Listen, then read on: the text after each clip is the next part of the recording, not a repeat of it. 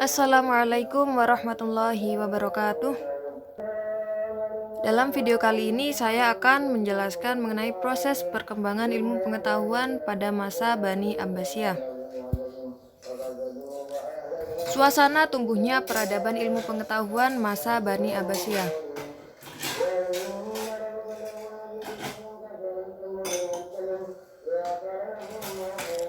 Yang pertama, pada masa tersebut, kegiatan keilmuan berupa mencatat ide-ide atau percakapan dalam satu halaman kertas, dituliskan rangkap dua asli dan salinan.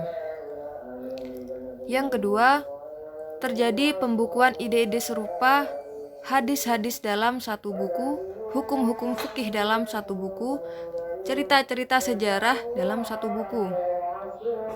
Dan yang ketiga, tingkat penyusunan yang lebih halus dan paling sempurna. Pada saat itu, segala yang sudah dicatat, diatur, dan disusun dalam bagian bab-bab tertentu serta berbeda satu sama lainnya. Itu terjadi pada masa kekuasaan 9 khalifah pertama Abbasiyah.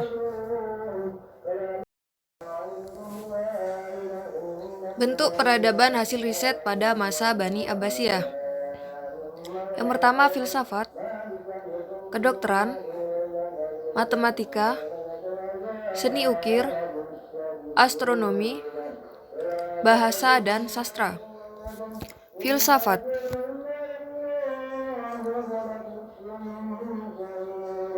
Di antara tokoh-tokoh ahli filsafat pada masa itu ialah Al-Kindi dengan buku karangannya sebanyak 236 judul, Al-Farabi dengan karyanya sebanyak 12 judul, Ibnu Bajjah, Ibnu Tufail, Ibnu Sina, Al-Ghazali, dan Ibnu Rushd.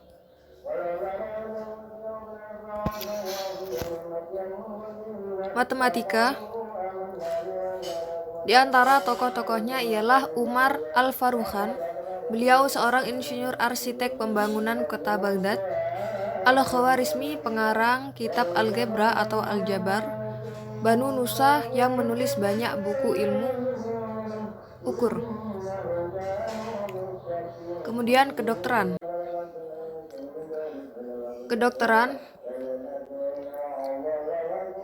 Di antara pusat-pusat kedokteran pada masa itu terletak di Yundesapur atau Iran, Haron atau Syria, dan Baghdad. Sedangkan para dokter dan ahli kedokteran yang terkenal antara lain Jabir bin Hayyan yang dianggap sebagai bapak ilmu kimiawi dengan buku karangannya sebanyak 500 judul, Hunain bin Ishaq yang merupakan seorang ahli mata terkenal dan banyak menerjemahkan buku-buku bahasa asing, kemudian Tabib bin Qurra dan Ar-Razi atau Razes yang karangannya diantaranya ialah bidang penyakit campak dan cacar yang diterjemahkan ke dalam bahasa Latin. Astronomi. Di antara tokoh-tokoh di bidang ini ialah Al-Fazari, seorang pencipta astrolab, yaitu alat pengukur tinggi dan jarak bintang, Al-Battani atau Al-Betaknius, Abdul Wafaq yang menemukan jalan ketiga dari bulan, dan Al-Faruni atau Al-Fragenius. Seni ukir. Pada masa ini beberapa seniman ukir yang terkenal diantaranya ialah Badar dan Torif. Sekitar tahun 961 sampai 976 Masehi. Pada masa itu juga terdapat sekolah khusus seni ukir di Kairo yang bernama Sekolah Kairo. Yang terakhir, bahasa dan sastra. Di antara tokoh-tokohnya ialah Abu Nawas dengan nama aslinya Hasan bin Hani, Abu Tamam dengan nama aslinya Habib bin Awas At-Tabai, kemudian Dabal al-Khuzai dengan nama aslinya Dabal bin Ali Rozin dari Khuza'ab, seorang penyair besar yang berwatak kritis, kemudian Ibnu Rumi dengan nama aslinya Abu Hasan Ali bin Abbas, dan Al-Matanabbi dengan nama aslinya Abu Thayyib Ahmad bin Husain Al-Kuf.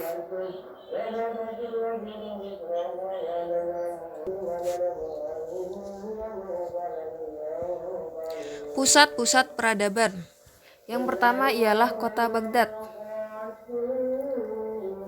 Yang kedua, Samarra. Yang ketiga, Kark. Keempat, Anhar atau Hashimiyah. Kelima, Bukhara dan Samarkand.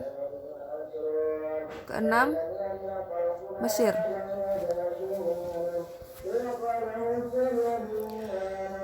Pengaruh peradaban Islam terhadap dunia barat. Ilmu pengetahuan Islam masuk dan berkembang di daratan Eropa pada awalnya di wilayah Toledo, Cordoba, dan Sevilla, kemudian mengalir ke negara-negara barat lewat para kaum terpelajar barat. Mereka menerjemahkan karangan buku-buku dari Islam dalam bahasa barat. Itulah sekilas tentang sejarah perkembangan ilmu pengetahuan pada masa Bani Abbasiyah. Sekian dari saya. Wassalamualaikum warahmatullahi wabarakatuh.